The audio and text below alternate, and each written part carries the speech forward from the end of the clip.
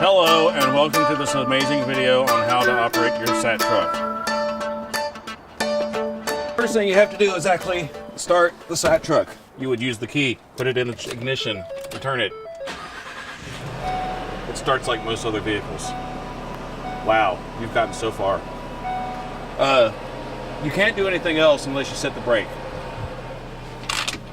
This is the brake right here. It's on the right hand side of the driver's seat. Pull it all the way up. If you don't do that, then the next part won't work. This is the interface panel for all the rest of the truck for the most part. The most important part is this switch right here. This is the power for the SAT truck. You gotta turn it on or nothing in the back will work. This is also where you have all of your alarms and whatnot. If you try to move the truck with the antenna up, or the jack's down, or you're attached to shore power, then you will get an alarm from this guy. You can't do anything until you resolve that issue and reset the brake again. To clear an alarm, you have to reset the brake again. Okay, so you've got the MEPS set by setting the parking brake and putting on the switch overhead, right? So now we got to do all the power stuff on the inside of the truck to bring it up. There's two places, by the way, to turn the MEPS on and off. One is right here at this panel right here. And the other is where we started in the front of the truck. So the first thing you want to do is find the switch called MEPS and flip it on. If you look here, if everything's all right, you'll have a green light right here. Do you see a green light? Yeah, okay. Then just flip that over. And turn on the racks, we flip right here, racks, and that turns on everything else.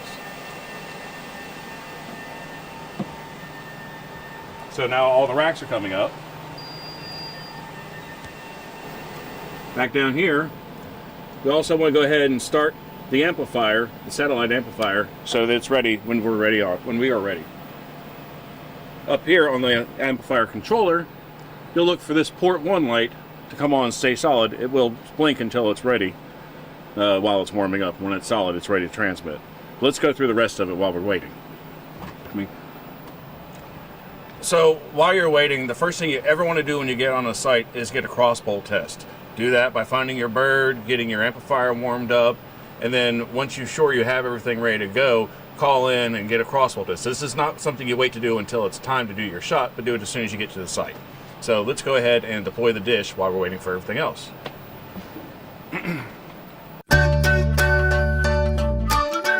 So this is the controller for the satellite dish itself. It has 3 options here to start. We just want to go ahead and locate. Press enter confirm. Here's enter.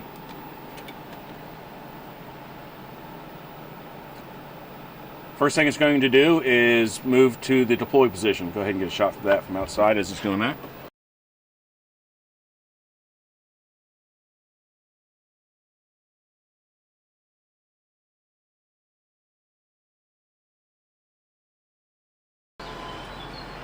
All right, now it's in the fully deployed position. We go back to the controller and it's going to ask us where we want to point the dish.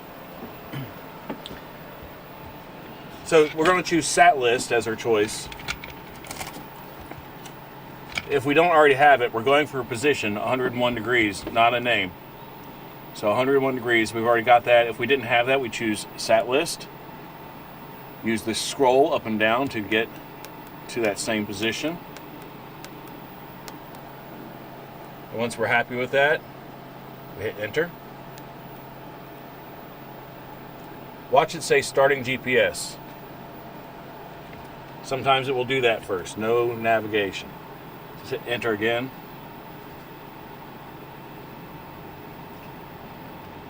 I've seen it do this a couple, 3 times before it starts.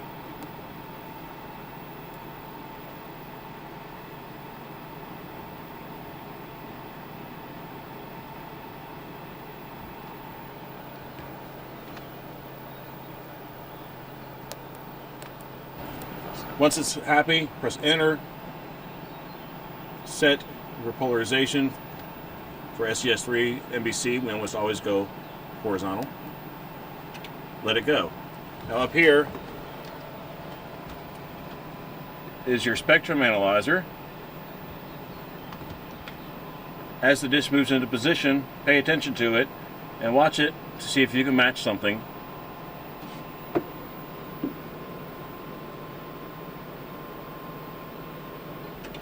Even though it's generally pretty good at finding the bird the first time by itself, it's good to know what you're looking for because it can overshoot on occasion.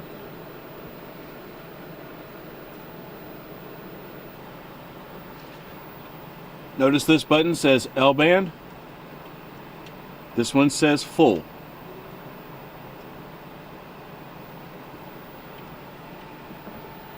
If you've had any experience looking for these satellites before, you'll see that it actually overshot. And the one you're looking for is actually just to the west.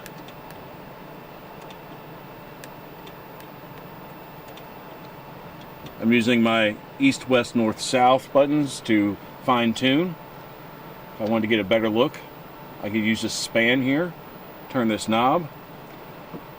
I can change my speed on the controller to slow, because right now it is fast. Now it's slow. Make minor adjustments to try to get, really just kind of on there already, aren't I? Yeah. Yep. Try to get as much signal as possible.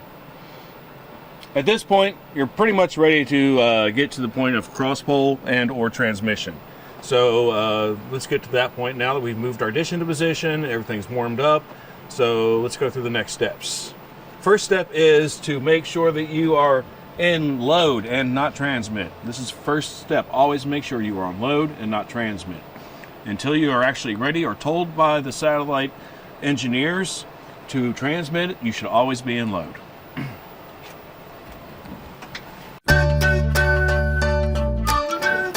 To enable transmission, use the EN210 encoder. The menu is fairly simple. From this screen, press the left arrow or the right arrow to get to System 2. Menu 2 is RF transmission. Press the select button.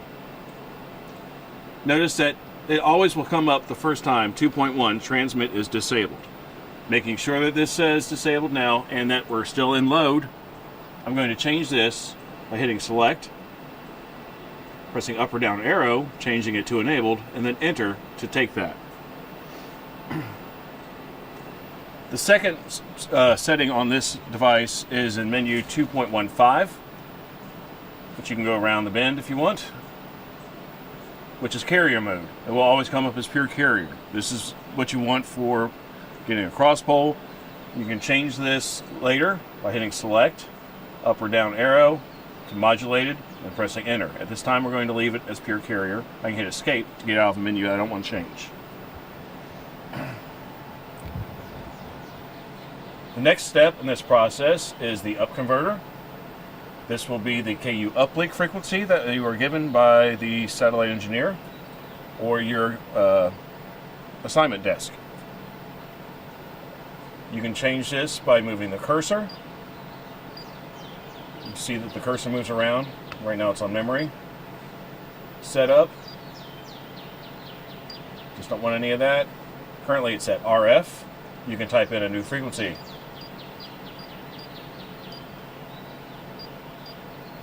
And then hit enter.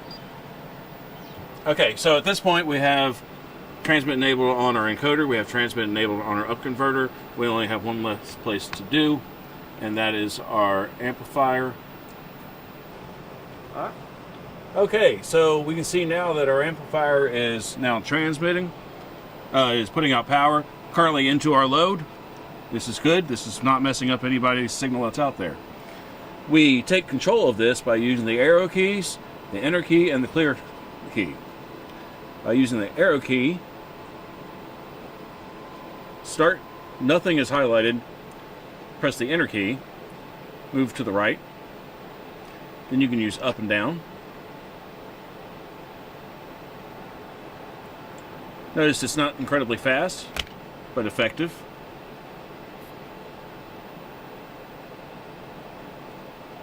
And this is how you control your forward power. Once you have permission to come up, you can switch to transmit by flipping this button right here. I'm currently not pointing at any satellites, so I don't have any problem doing that. I'm pointing at a building. Oh no. And now it's back. During that period of time, I transmitted at 4.2 watts and probably didn't move anything.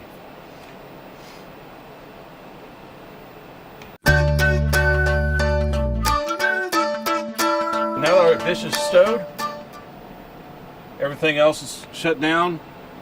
Very simply, just undo the power, turn off the amplifier, the racks, the inverter, everything else, and when you're finally done, switch this back to the off position. Make sure that the MEPS gets turned off. There's two places, by the way, to turn the MEPS on and off. One is right here at this panel right here, and the other is where we started in the front of the truck.